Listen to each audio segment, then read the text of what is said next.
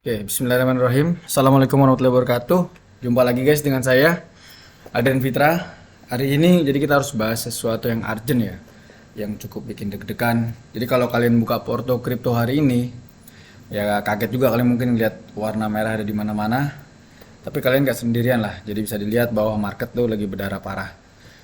Baru aja di akhir Februari ini, tanggal 28, kita dihantam berita eskalasi geopolitik yang masif ya. Ada laporan serangan gabungan AS dan Israel ke Iran. Dan seperti yang bisa ditebak, market bereaksi keras. Gitu guys. Dalam hitungan jam, ratusan juta dolar posisi leverage terlalu tersapu bersih guys. Jadi banyak yang kena likuidasi. Dan Bitcoin anjlok mendekati 63.000. Kayak gitu. Ini udah 63.050 ya terakhir guys. Dan Ethereum juga turun sampai 1850 tadi guys. Nah, kalau kita lihat di sini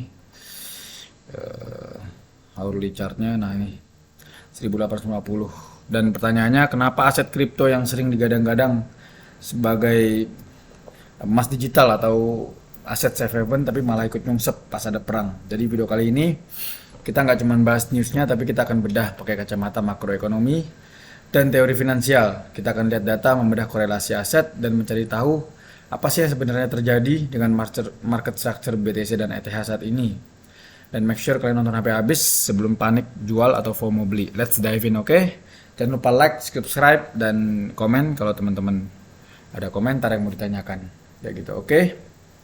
Jadi yang pertama, kita mulai kronologinya dulu guys. Jadi kalau kita lihat di sini udah banyak berita. Jadi saya ada beberapa sumber dari news of viewtune.com seperti itu, dan ada TradingView juga, sama dari jurnal juga dengan tulisan Can Bitcoin be safe haven in fear sentiment, kayak gitu guys. Jadi oke, yang pertama kita baca dulu dari sini bahwa setelah serangan dari Amerika dan Israel ke Iran, jadi market langsung bereaksi secara instan guys. Jadi orang pada panik langsung, bukan masalah lagi analisis atau fundamental coin, tapi murni panic selling dan berbasis algoritma dan ketakutan investor. Dan tercatat lebih dari 500 juta atau setengah miliar dolar metrik likuidasi terjadi hanya dalam kurun waktu 24 jam guys. Dan cepet banget karena ya orang pada banyak yang pakai leverage tinggi kan, dan yakin bahwa banyak yang bilang bahwa ini udah bottom. Terus RSI weekly juga kemarin kita udah bahas juga guys, kayak gitu. Jadi ya mungkin banyak orang yang beranalisa bahwa saatnya Bitcoin to bounce, kayak gitu kan.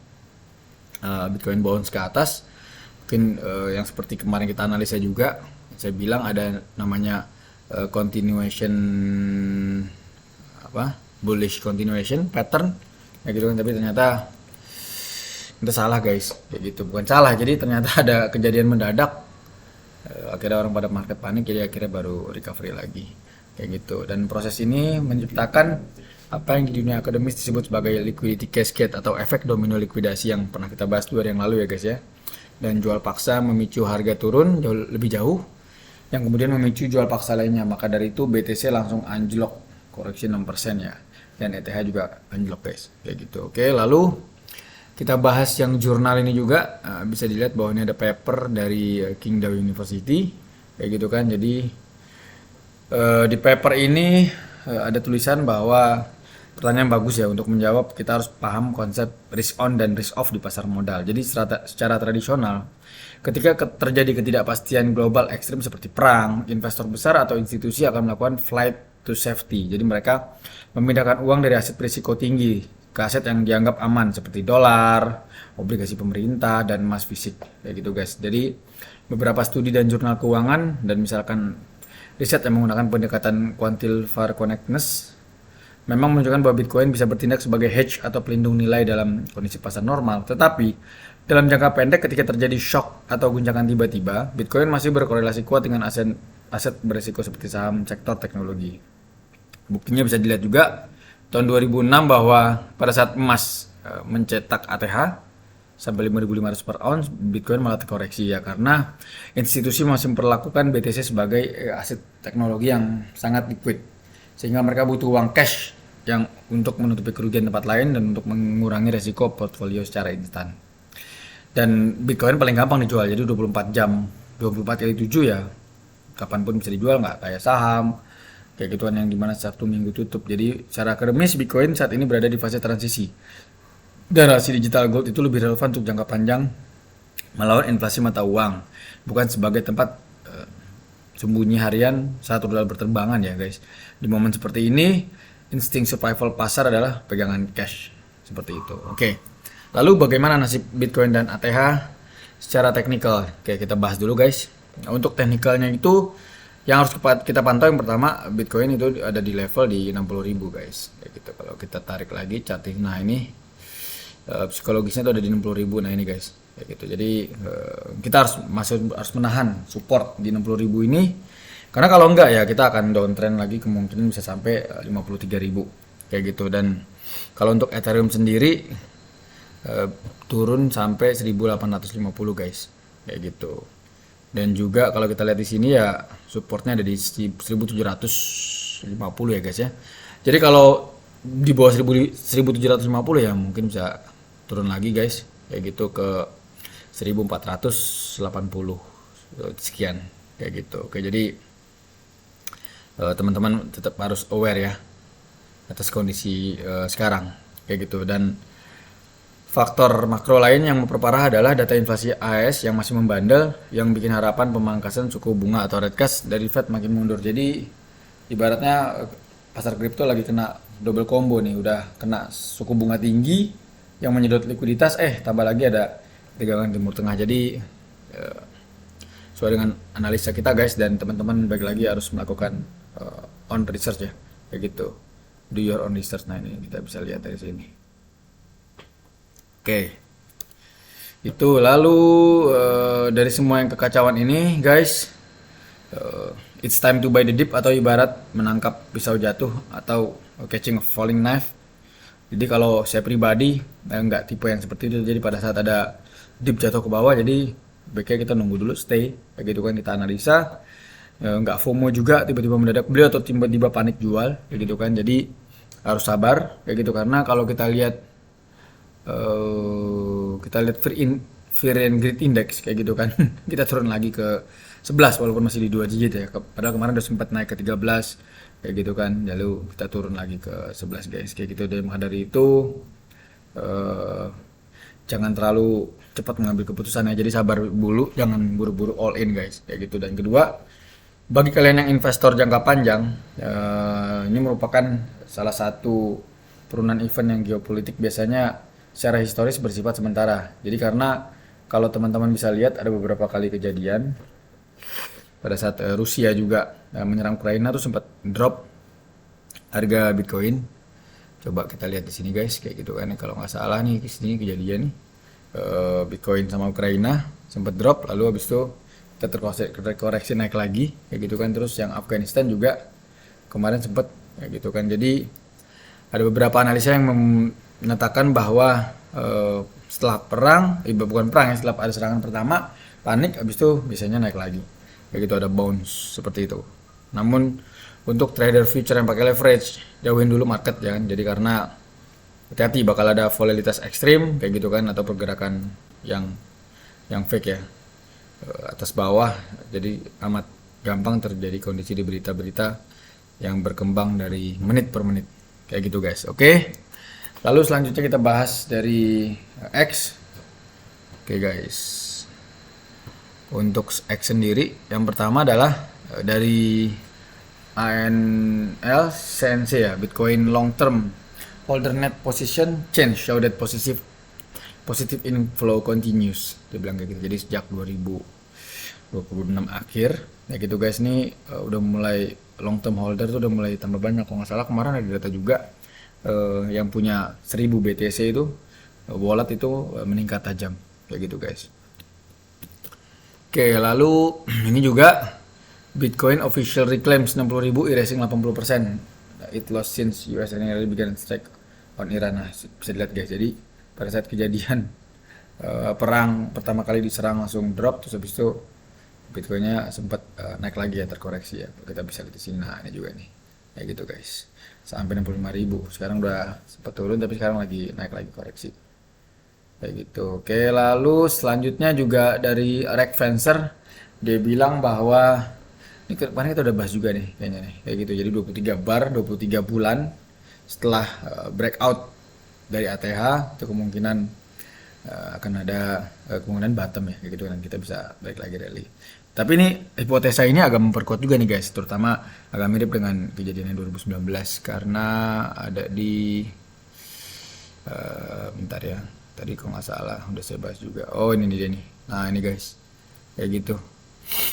Jadi dari Mister apa nih? Mister CNN ya, Mister Crypto ya, bilang bahwa kalau misalkan bulan ini akhirnya kita close di candle yang merah, saat berarti kita 1 2 3 4 5 kali red month berturut-turut ya, kurang lebih ini guys. Jadi ini terakhir ini 5 kali, tapi ini bukan 5 kali, 6 kali ya. Jadi 6 kali turun merah berturut-turut, tapi habis kita akan bounce ke atas kayak gitu.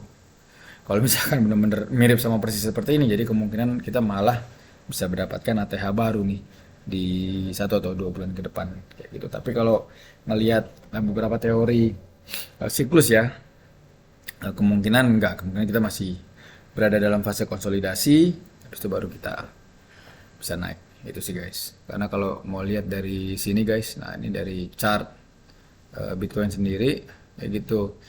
Kalau lihat dari risk metric kita udah di 0,1 kayak gitu kan, walaupun kalau kita lihat bottom tuh ada di risk 0,0 guys. Jadi udah kejadian di 2022 kayak gitu kan, ya, kita ada di risk 0. Lalu yang ini juga kayak gitu kan, jadi kita udah sampai sempat risk 0 nih guys, kayak gitu yang saya lingkarin. Dan sekarang itu risk kita itu masih di 0,1. Which is kalau risk 0,0 itu berarti kita di harga di 46.000 guys. Ya, paling bawah kayak gitu. Jadi 46.000 sampai 57.000. Jadi anggapannya kalau percaya dengan dengan risk metric ini ya, kemungkinan kita akan ada di sini guys. Kayak gitu. Kemudian kita akan berada di angka 46.000 sampai 57.000. Do your own research guys, seperti biasa.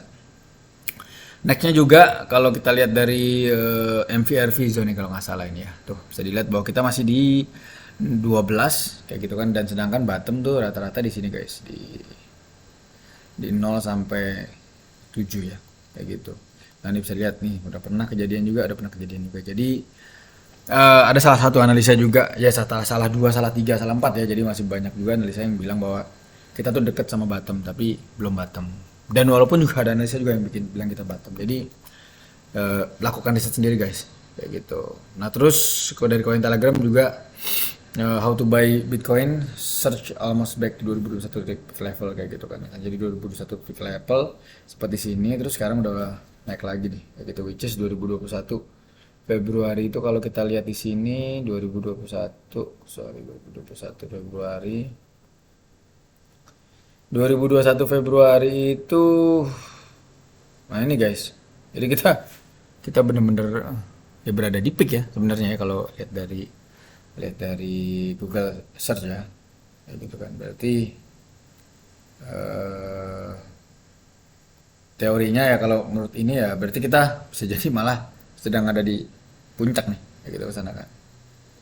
Oke, lalu dari Joe Watson dia bilang bahwa Wales masih terus menjual ETH ya, karena kemarin juga siapa namanya, Vitalik Buterin foundernya bilang bahwa dia masih melepas beberapa ETH yang berapa ribu kayak gitu karena kan, dari maka dari itu ini merupakan salah satu hal yang harus diantisipasi juga guys.